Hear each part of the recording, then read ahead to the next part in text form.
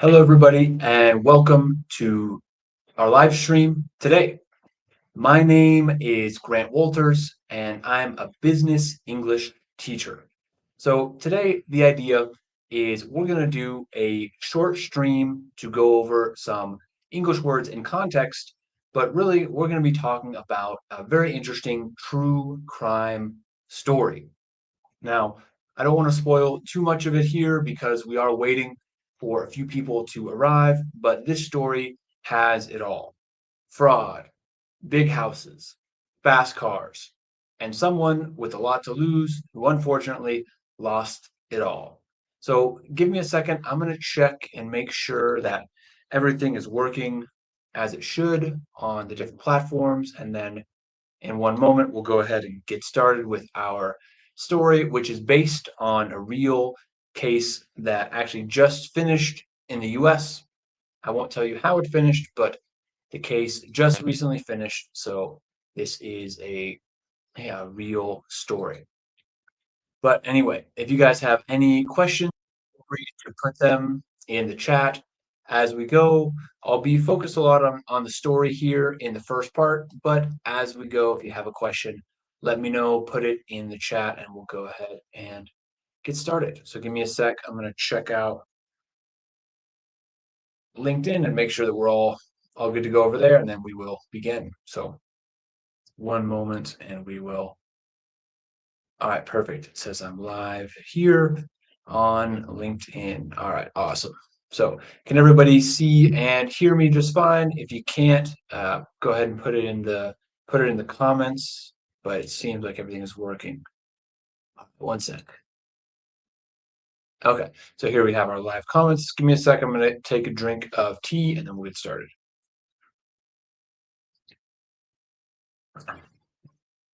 All righty. And I have this here, or just do this.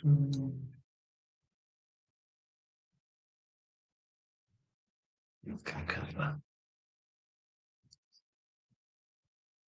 of. This is actually okay. That'll work a little bit better. All right. Now, without further ado, a little bit more ado. One moment.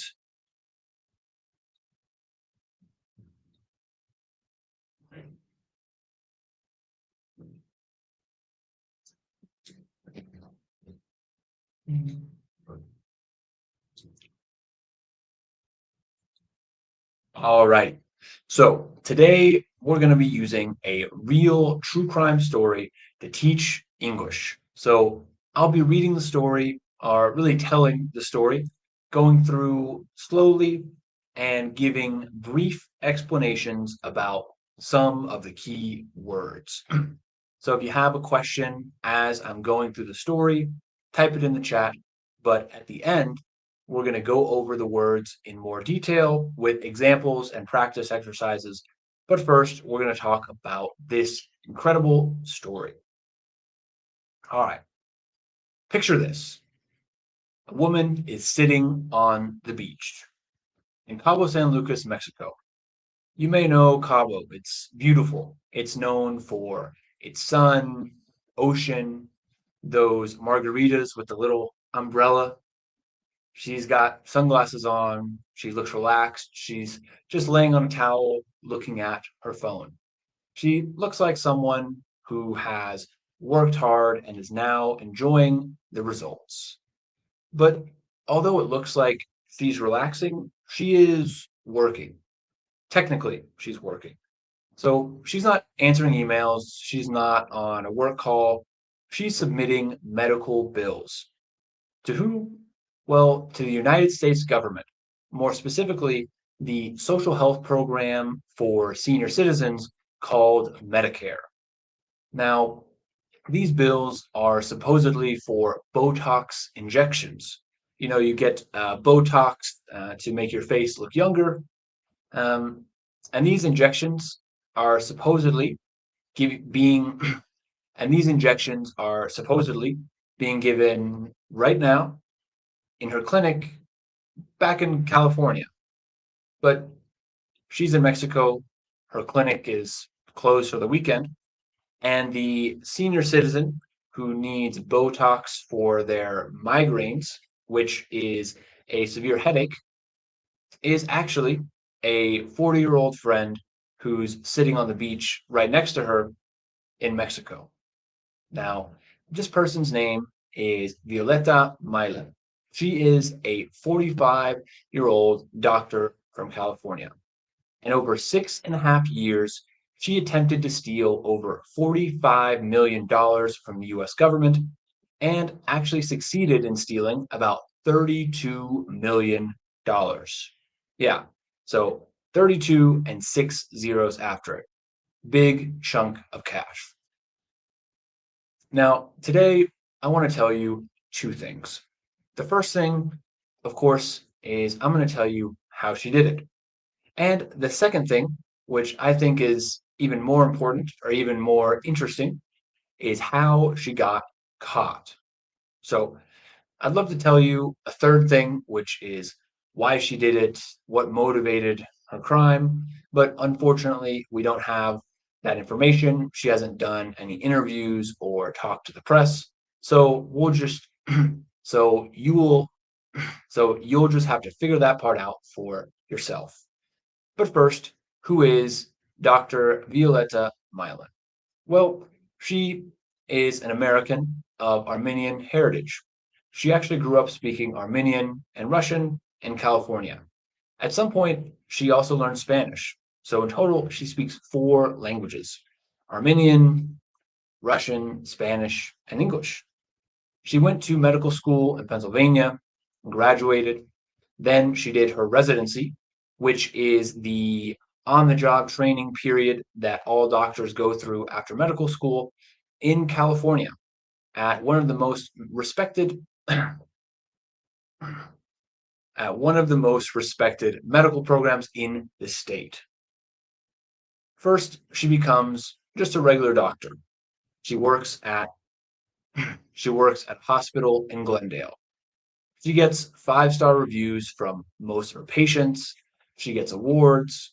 Patients say that she's very kind, she's very smart, she explains things very clearly. She speaks their language, literally. And she is, by every measure, a success story. She's an inspiration and proof to many that the American dream is alive and well. But one day, she decided to risk it all and open her own clinic. Now, in most cases, this is the start of a very happy story, a journey of risk and adventure and entrepreneurship. But unfortunately for her, this is when she started to make a series of bad decisions. One bad decision after another, and eventually all these decisions piled up and became a huge mess that ended very badly for her. So, her clinic is called Healthy Way Medical Center and it's located in Glendale, California. Now, Glendale is important because because it's home to one of the largest Armenian communities outside of Armenia. So for her, it's a great place to so it's her community. They're her people. People respect her, people look up to her. They see her as kind of a shining example of what you can do in the US if you study and you work hard and you make good decisions. This clinic focuses on beauty and cosmetic services. So things like Botox and fillers. So Botox, of course, is what people put typically in their forehead, I believe, in order to remove wrinkles. People put fillers in their lips. And yeah, that's what she did. And there's nothing wrong with this. There's nothing illegal about having a cosmetic Botox and lip filler clinic. It's a service that people want, and for some people, it can help them feel more confident and look better. So there's nothing illegal about her having this clinic. Just another cosmetic surgeon, not really a surgeon, but just another cosmetic doctor helping her community. Now, here's where it gets interesting, but before that, I need to explain something important about how Medicare works in the US. So, as I mentioned earlier, Medicare is the social program from the US government, which covers and provides health insurance for people over the age of 65, and it's funded by the taxpayers. And the way it works is very simple. It's quite similar to EPS in Colombia or most Latin American countries. So the doctor first takes care of the patient. Now, usually the patient will pay a small fee up front. They call this a copay. And then the doctor sends a claim or a form to Medicare saying, hey, I did this procedure for John Smith. Then Medicare will send payment to the doctor. Now, this happens thousands, maybe hundreds of thousands of times every day. So it's really not feasible, it's not realistic for the government to come and check. Really, it's a system that runs on trust. So that's the foundation. Now, unfortunately, whenever you have a system that is based on trust, some people will always look for a way to cheat the system or take advantage and abuse that trust. And unfortunately, Dr. Violetta was one of those people in this situation. So she found what she thought was a loophole. Now, a loophole is kind of a trick or a hole in an existing law. So, for example, if you are a very wealthy person and you have a lot of businesses, then a loophole for paying less taxes may be to open a bank account in Panama or something like this. This is a common example of a loophole that many people take advantage of. But the loophole Violetta found was not legal at all. It was completely fraudulent. So here's the situation. Medicare does pay for Botox, but not for cosmetic purposes. So apparently, if you suffer from severe migraines, meaning really bad headaches, then Botox can sometimes help reduce this. So if you're over the age of 65 and you suffer from severe headaches, you could get treatment from your doctor from sorry, you could get treatment from your doctor via Botox, and this could actually help your migraines. But what Violetta specialized in was mostly cosmetic, and most of her clients were not over the age of 65, so this wasn't going to work. So what she did, or what she figured out, was that she could just do cosmetic Botox, but write the form as if it was a patient with a migraine. So this was probably the first thing she did starting in 2019 as a way to offer her clients, less expensive Botox treatment. But of course, this was illegal and at the expense of the US government, the taxpayer, and older people who depend on these services. All right. So, yeah, we don't know exactly when she had this idea or how she had this idea, but eventually she started to submit false paperwork and false claims to Medicare. And to her surprise, Medicare sent the money. So maybe she did it once, and she got the money, and maybe she did it again, and got it again. And as with everything in life, if someone gets away with or isn't punished for something bad that they do, then they'll do it more and more and become more courageous, more shameless, more descarado as time goes on. So that's the same thing that happened here. She was leveraging her position as a doctor, her trust, and using it to kind of get some money from the government in an illegal way. So, do we have any questions so far about who this person was and how the scheme worked?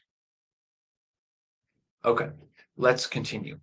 So, by the time this is so from 2019 until 2025, she submitted over $45 million in fraudulent claims, and Medicare actually paid about $32.9 million of that money. So pretty much most of it was paid to her and her business, and she spends it. So I want you to put yourself in her shoes and imagine if you earned 30 million US dollars in 6 years with almost no work, and you thought that this was easy and it was going to continue to come and never stop, how would you spend it? Would you buy a lavish vacation? Would you buy a new car? Two new cars? Would you buy a new house or four new houses and rent them to people and start a rental property business? Would you buy art? Would you buy watches? Would you buy antique weapons? Well, Violetta did all that and more. So she bought vacations, cars, real estate, and all types of luxury and extravagant goods. She invested in the stock market. She had millions of dollars in different brokerage accounts, four, four houses in California, a Tesla Model X, a Cybertruck. She had it all. And every and all of these purchases were paid for with Medicare money. This is the money from the government that should be given to doctors who are taking care of the elderly and disabled in the US. And like I mentioned, an antique weapon? Yes. So out of all the things she bought, I can kind of understand. It makes sense. Okay. You have all this money, you buy a vacation, you buy a house, you buy a car, all the things that you've always wanted. And for Violetta, one of the things apparently that she always wanted was a crossbow, but not just any crossbow, an antique crossbow. So a crossbow, this is an old weapon that's kind of like the bow and arrow, but it's a kind of like a gun. So I'll put a picture here in a moment to show, but it's literally this type of gun that shoots an arrow, and she bought one from the 17th century that was worth $12,000. So yes, not a watch, not a diamond necklace, but a 17th century crossbow. So kind of interesting taste, but to be honest, that makes sense. But one thing I am curious about, I would like to know, is the crossbow the first thing she bought when she started to make money? Or was it the last thing she bought? Did she buy it in the middle? Because I think it would be kind of funny if she did this scam, she did this scam, and one of the principal reasons, one of the main reasons she did the scam was, oh, I really want to start collecting antique weapons, and I'd love to own this exact 17th century crossbow. I think that would be quite an interesting part of the story, but we don't know if that was the first thing she bought or the second thing or maybe the last thing after she had already traveled to Mexico, to Hawaii, bought four houses. But anyway, she bought that. She bought a couple very valuable paintings for a few grand. So she was spending money, we say, like it was going out of style. So if you ever hear someone say they're spending money like it's going out of style, this means that they are just spending money like, yeah, like it will never run out. We often say spending money like you stole it, which in this case is true. So that's what's happened so far. She she's running the scam, she's buying all these crazy things, and she's living the life that she's probably always wanted to live, and she probably doesn't think she's ever going to get caught. But as I mentioned earlier, as she continued with this scheme, she got more and more bold, more and more confident, more and more sloppy and careless. Now, in English, we use a word to describe this, and that word is brazen. So brazen is kind of like shameless, like descarado. So this brazen fraud, it means that she's doing it and she's not trying to hide it very much. So, and we'll see how that works in a moment. So we'll see why am I using the word brazen. All right.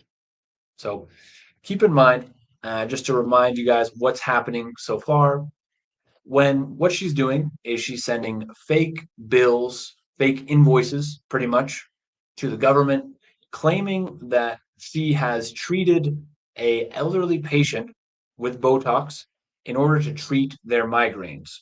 So, of course, in order to do this, you need to be physically at the clinic. The patient needs to be physically at the clinic during the normal business hours. But that wasn't always what happened. Now, I'd like to think that maybe when she started, the idea was just a small scheme to help people who wanted cosmetic Botox to kind of use this loophole to get the government to pay for it, which is still fraud and it's still wrong. But yeah, it doesn't seem as bad as what the thing, as bad as what she started doing next. So, anyway, anyway, this scam started, maybe it started simple, but either way, she was ripping off or scamming the government. Things started small, but then they got out of hand. So when things get out of hand, they get out of control. Anyway, so here's a few things she did that were brazen and careless. One, she billed she billed Medicare while she was on vacation in Cabo. So she's on the beach, her clinic is closed, but according to the dates on the paperwork, she is in California administering Botox to her patients. Now, two, quite similar. She bills Medicare on days when the clinic is closed, maybe a holiday, a Saturday, or a Sunday. And this didn't happen just once. This happened maybe hundreds or thousands of times. According to the court paperwork, more than $19 million worth of these claims happened on days when the clinic was actually closed. So, of course, if someone is investigating this, they will see these things are happening on Sunday, but this clinic is closed on Sunday. So, of course, it's not possible.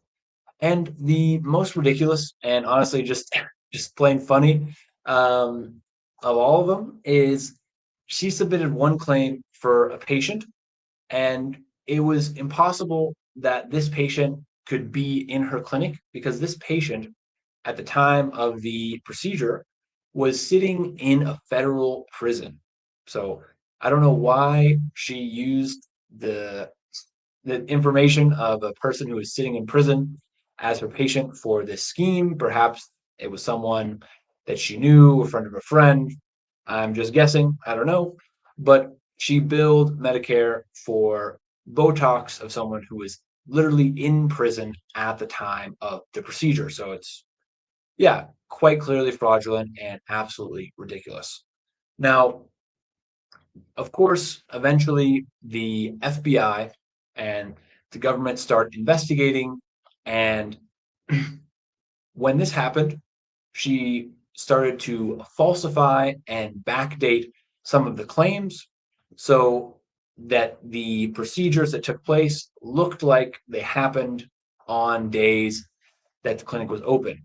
So the word I use here was backdated. So if something is backdated, it means that I signed the contract on today, May 29th. But for some slightly unethical reason, maybe I'll put it as May 25th.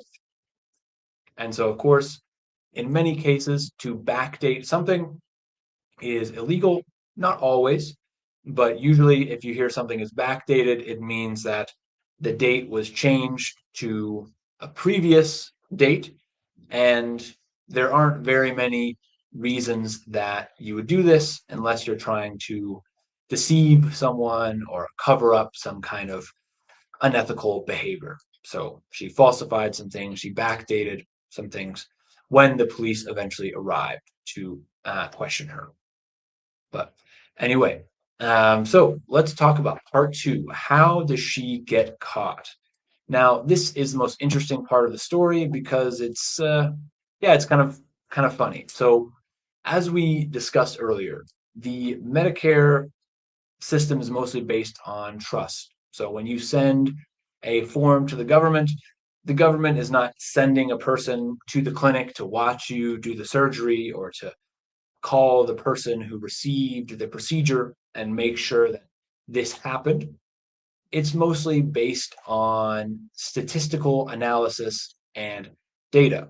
So there's a special department in the government, and they call this the Healthcare Fraud Sections Data Analytics Team. Now, their job is to look at data about Medicare payments from every doctor, every clinic, and every state in the country, and they look for patterns. So they can see these are the normal patterns. And when they find things that break that pattern, they call them outliers. A statistical outlier is something that is different than everything else. And they investigate because many times statistical outliers are clues that mean fraud was committed. So, for example, if you remember 10 or 20 years ago, there was a big scandal in the US with opiate medication being prescribed to so many people who didn't need it. Now, and people, of course, opiate medication, it can be used to make people kind of get high, and doctors were prescribing this in massive quantities. And so the government saw that something weird's happening and the numbers are too high and we need to investigate. And they found out that, okay, this is a serious crisis and there are many doctors who are, in effect, drug dealers. So they investigated and a lot of people went to prison, thankfully, because of this situation. But anyway, same idea here with Violetta. She was a statistical outlier. So when they analyzed the data, they found that the amount of Botox procedures she had done was 6 times more, so 600% more than the next doctor. So you have all the doctors are kind of here, and she is way up here, maybe even off the screen, way up here. And of course, this is ridiculous. 6 times more for one doctor. And when they looked further, they found that the doctor in the second position was actually a neurosurgeon. So this is someone who helps people who have issues with their brain, like migraines. So this person probably has a good reason to be giving Botox for migraines, but this random cosmetic doctor is up here with 6 times as many procedures. And of course, this is what we call a red flag. So they investigated it and they subpoenaed her. Now, a subpoena, it just means that the government is forcing you to turn over some documents. So you need to provide the government with documents about evidence or something like this. All right. So now she's being investigated. She feels like she's going to get caught. So what do you think she does? Does she hire a lawyer? Does she, just kind of confess and say, you know what, I'm sorry. I it got out of hand. I don't know what I was thinking. Or maybe just, stays quiet and deals with the investigation. She didn't do any of that. She, as we said earlier, decided to alter some records, fabricate some documents. So fabricate means to create something fake, especially a document. So if you fabricate a document, it's you kind of create it on your computer, but this is not official. All right. So she does this. She submits some of these fraudulent documents to the agents who are investigating her. And unfortunately, she did not have a fine arts degree. She was not the most skilled uh, person in making documents. And so the FBI recognized that many of these documents were fake. And this actually caused her to get additional crimes, additional charges. One called obstruction of justice, which means lying to the government, which, of course, the government doesn't like. They don't like it when you lie to them, especially in a court case. So, yeah, you can't give fake documents to the government. You will be in jail. So, now, after all this, it's finally time for her trial. And she still pleads not guilty. So, to plead not guilty means that you are claiming to be innocent.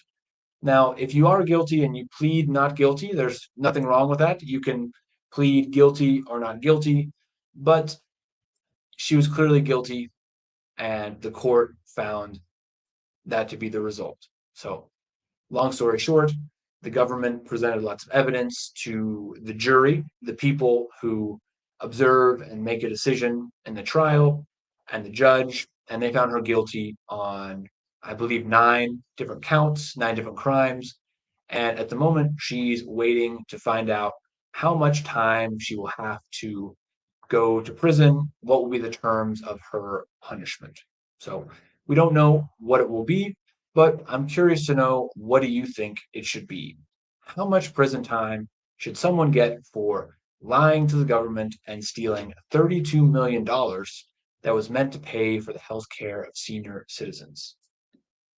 1 year, 5 years, 30 years? How much time do you think someone like this will get?